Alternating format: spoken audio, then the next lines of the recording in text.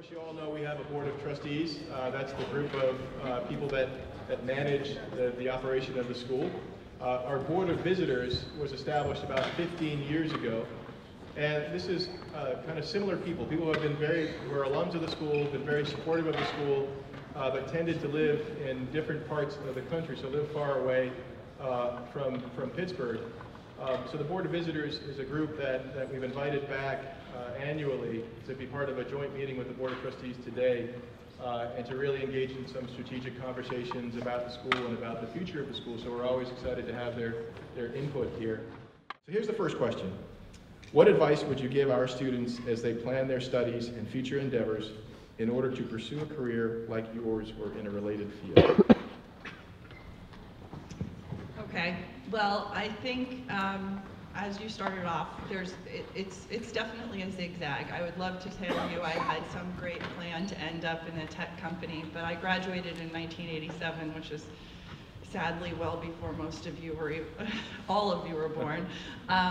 But technology was very different then. I mean, technology, we were, learning, if we had computers at school, there was Commodore 64, we learned to type on typewriters. So there was no Google, there was none of the technology that you're used to. So when I started off, I did not have a plan in terms of getting into technology, and but I did know I didn't want to be a doctor or a lawyer, so off I went to college, like many of you, not having a clue what I was going to do. And I think the biggest thing that I could say is that I tried a lot of different things for a bit. And I was fortunate enough to end up in the technology transfer office at Carnegie Mellon as an intern.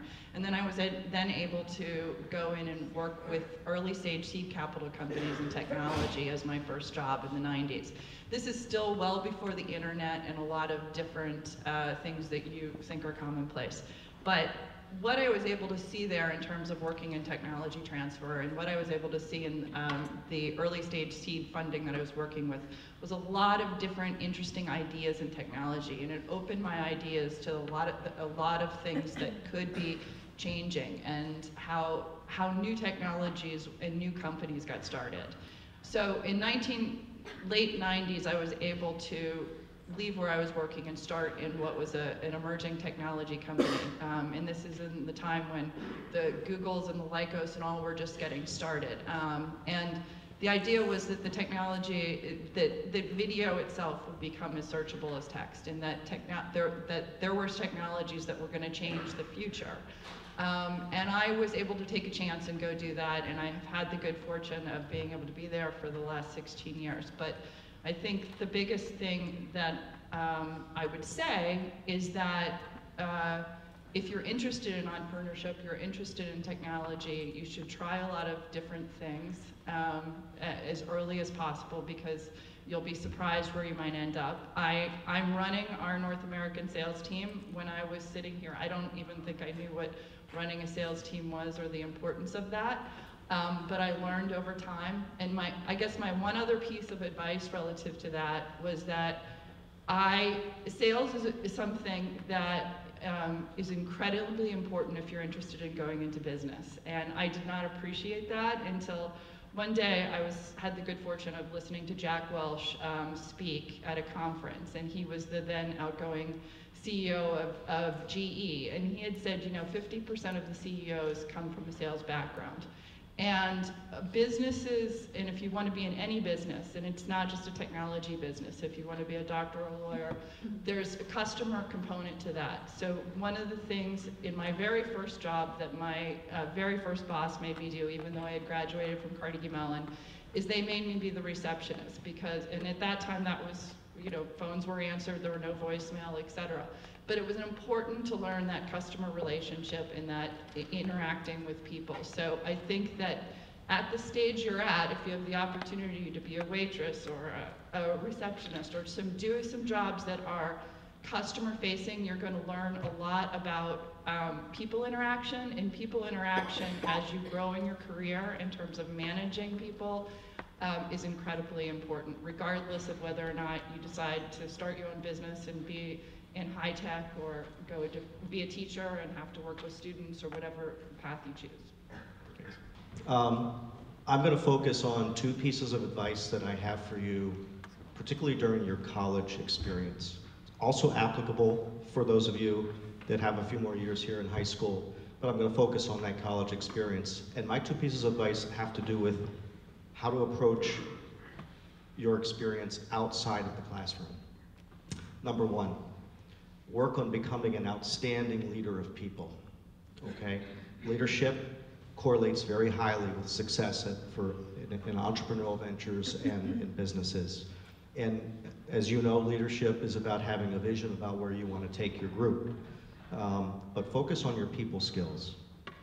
As Elizabeth was mentioning, people skills kind of make the difference in terms of whether or not your group is able to achieve things. So during your college experience, any kind of extracurricular activities that you have a passion for, student newspaper, okay, fraternity, sorority, sports team, club, could be a church group, anything that you have a passion for, okay, work on your leadership skills. So work on how you influence people, work on how you sell people, work on how you recruit people, work on how you work through people problems, okay, work through, understand the power of praise.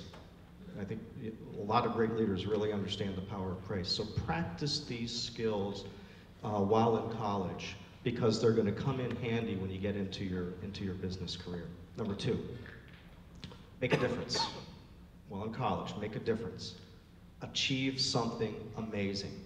And I'm going to even go out and be even bolder and say, try to leave a legacy, okay? Now let me give you, I could give you hundreds of examples of what I mean by that, okay? But I'm going to pick one just to kind of shed some light on this, okay? It's close to my home. It's my son. He's a junior at Indiana University right now. He wants to be an entrepreneur someday, which is great. He's heavily involved in his fraternity, in his social group. Well, 2 years ago, he thought it would be kind of cool to put together a golf tournament on campus so all the fraternities could compete to see which fraternity had the best golfers. And in doing so, to raise money for the charity that's the priority for his fraternity, which is Special Olympics. So he decided he was going to do this, okay? And so he had to go through the process of first convincing an awful lot of people to do it, including his own fraternity members, to get them on board that they were going to undertake this endeavor, and then convince the university, the administration, convince the golf pro at the university golf course to set aside a Saturday in the spring to be able to do this, okay? Then he had to go figure out how to raise money, okay, because the whole point was to make a major charitable donation. So he worked with a lot of the local, he and his friends worked with all the local businesses. They got a lot of support for it. They even got some national sponsorships from like golfnow.com and things like that. Then he had to figure out how to pull the event off and market it to all the fraternities and put together a logistics team to pull the event off. And so, long story short, they did the Greek Open last year for the first time at Indiana University. It was so successful, they raised enough money to send an athlete to Special Olympics. They decided to do it again this year and raised even more money. And what's kind of cool about this, I think the Greek Open will now be an event annually at Indiana University. And he was able to pull that off. And that is opening so many doors for him for internship possibilities. And when he goes into an interview, this is what they talk about, is how he was able to kind of figure out how to make this happen. It comes back to leadership, but it also comes down to passion, courage, boldness, and seeing things through and solving. He had to solve a lot of problems. So achieve something amazing while you're in college. It'll serve you well.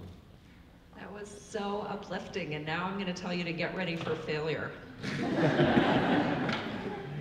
I graduated from Carnegie Mellon in 1985, and we had email when I got there in 1981, and the only other people in my memory is who had email at the time were Stanford, Princeton, handful of other schools, and the military. So when my kids give me a hard time about being not up to date on technology, I remind them that I had email way before most of the rest of the world had it. The important thing to remember about failure, and this was actually a big part of my education here. I don't think I failed any classes, but I failed in a variety of things, and I made a really conscientious decision really early on that was a hugely important component of learning to do anything, whether it's be a good person, be a good business person, you know, anything in your life is going to stem from the lessons you learn from failure. And I made a really important decision that I tell my kids all the time too, is that It's important to fail. The only problem is if you keep failing at the same things over and over again. So the corollary to the importance of failure and what you can learn from it is make a decision to pay attention to the things you fail at and to learn those lessons the first time they happen. Because if you don't, if you set it aside, if you're, I want to avoid the conflict or whatever, it doesn't matter what it is, an interpersonal failure, a failure at work, you fail a class, it doesn't matter. Make a decision to learn the lessons from that failure the first time around, because if you don't, I guarantee you it will be way more expensive down the road in terms of your time, your energy, your mental stability, your emotional stability. Just really pay attention to the things you fail at and the lessons that those things present, and you'll do a lot better with everything else. So my advice pertains to college, and hopefully it's pretty practical. I think when I was in high school, it's pretty easy to be motivated. Everyone's sort of taking the same classes. You're all sort of working towards the same goal of going to college. And when you get to college, it's sort of the first time you have sort of so many opportunities that you don't necessarily know what to do and what you're working towards. And so I just encourage people to, early on, seek out what you want to do and sort of dive in head first. It's really easy to pivot and change your mind and do different things, but if you're motivated and working towards a goal, your academic experience along the way will hopefully be a lot more fruitful. And just, one example of this, like the guy who sits next to me was a biomedical engineering major in college and wanted to be a doctor. And then his senior year decided he wanted to do something else and now works at a private equity firm. And so it's really easy to shift and pivot, and so don't be worried about that. I'm Tom Worrall, class of 1987, and I have a confession to make. I actually love my job. And I encourage you all to find something that you'll be passionate about and love as well. So I'm in the business of politics. And as the son of a doctor, my father, I think early in my career, kept waiting for me to find that real job. Because who really is going to work in the career of campaigns and becoming a lobbyist and working in Washington, D.C. And there is, in fact, a profession. And it's fun, it's challenging, it's dynamic. And I'd encourage you all to think about a career in politics as well. So how do you get into politics in the first place? Well, first of all, I'd encourage you in college to think about volunteering or doing an internship. There's a great opportunity in Washington or your state capital, or there are campaigns in 50 states. So there's an opportunity before you even graduate to get some real life experience and really see if this is something that you want to do. If it is in fact something that you want to do, I'd encourage you to think about, upon graduation, to moving to Washington, D.C. I say that only because that's really the center of gravity where the action takes place. You're going to be prepared, I think, to starve. You don't make a lot of money. Internships are really part of the fabric of Washington, and I would encourage you to be prepared to take that step. Interns have become congressmen. They've become chiefs of staff. And there's a way to pay your dues and work hard. I had 6 jobs in the first 9 years of my career, okay? That's very typical for a Washington, D.C. political operative. I've had 2 jobs in the last 12 years, including 10 of owning my own lobbying firm. So once you pay your dues, there's an opportunity, I think, to really pursue that profession and have some stability ultimately in doing so. A couple things to think about. The network matters. You're the Facebook generation, you're the Instagram generation. Networking is in your DNA, okay? But it's actually something in Washington and in politics that is very important. And I'd encourage you, from the day you get into this business, to think about the people you meet and where in the orbit of the political process through your career they may fit. As I said earlier, interns become senior staffers, they become chiefs of staff. Those are people that you want to stay in touch with and become part of your network. I'd also tell you, whether it's in a profession for politics or any profession, something that you guys really need in your generation to value, and that is the art of doing a handwritten note, okay? So as you're building your network, if you meet somebody, if you have an interview, don't text them, don't email them, have some stationery, and write a thoughtful handwritten note, because that will go a long way and set you apart, I think, from other folks who are running hard, charging hard, and don't think that they have enough time to do such things.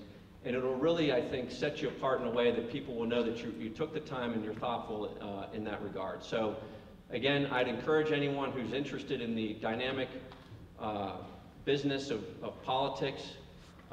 It's a little bit more reality than what you might see on House of Cards, so don't necessarily think that you can just watch that TV show and that's what it's all about.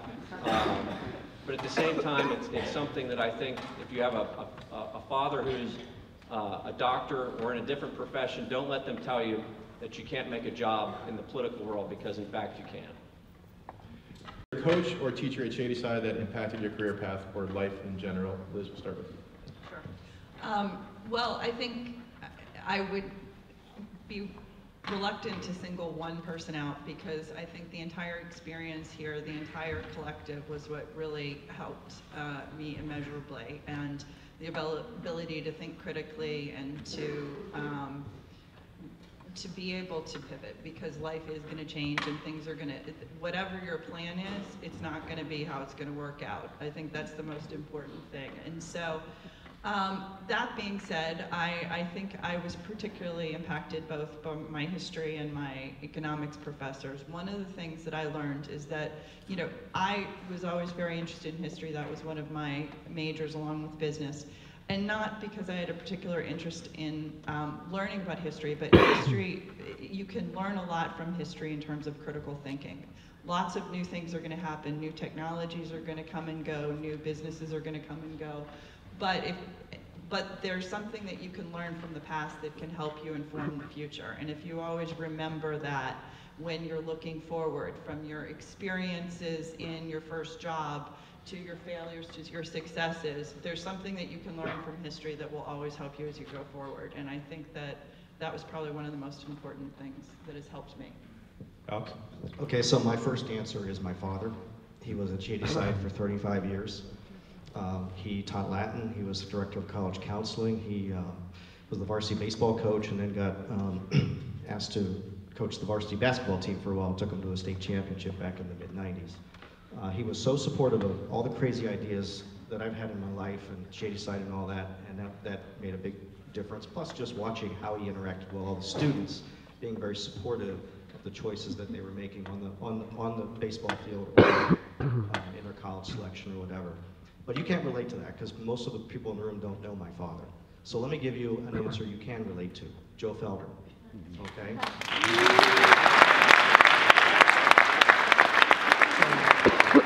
What Joe did for me and for many others is he made math fun, okay? He approached things, he was crazy, okay, right? Okay, he smiled, he made you laugh, and he celebrated, okay? Well, what a great approach to anything in life, okay?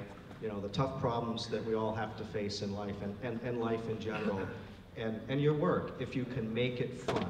If you can make math fun and approach life like that, you can make a big difference for a lot of other people. Catherine? I was going to say Joe Felder too, and John Satula, and it's interesting to me that I never took a class with either one of them.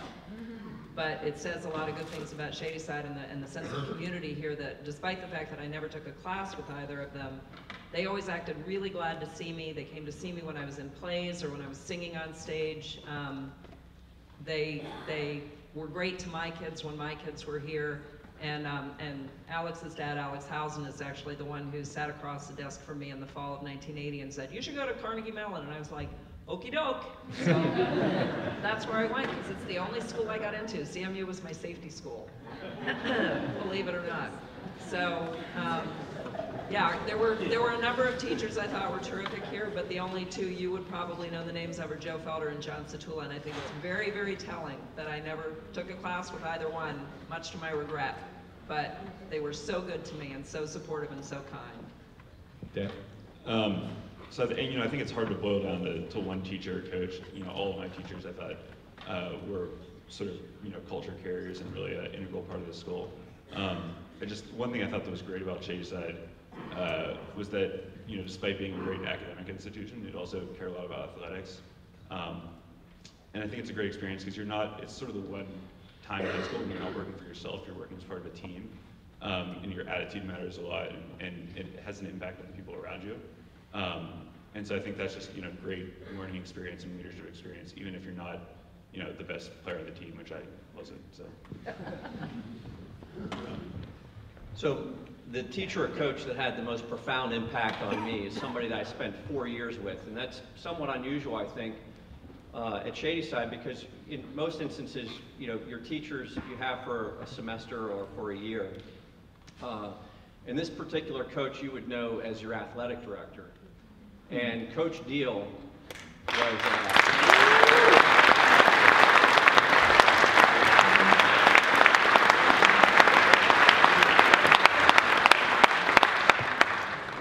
So for 4 years I played on the football team, and you'd show up to Coach Deal's practices, and we ran wind sprints. He was tough. He demanded discipline. Don't let your teammates down. Know your position. And you had to come prepared. And I always thought when I was at Shady Side that was about winning the next game. And as I got older and I thought back, and what I realize now is that Coach Deal wanted to win more than anybody, I can assure you. But what he really was teaching was the values of life. And those are things that I learned over those 4 years that I continue to use on a very regular basis today. So I'd encourage you to think of your teachers and your coaches as life mentors. And I just again want to say thank you, Coach Deal, for what you've done for me and for so many others over the years. Please join me in thanking our panel of BOV members. Thank you for being here today.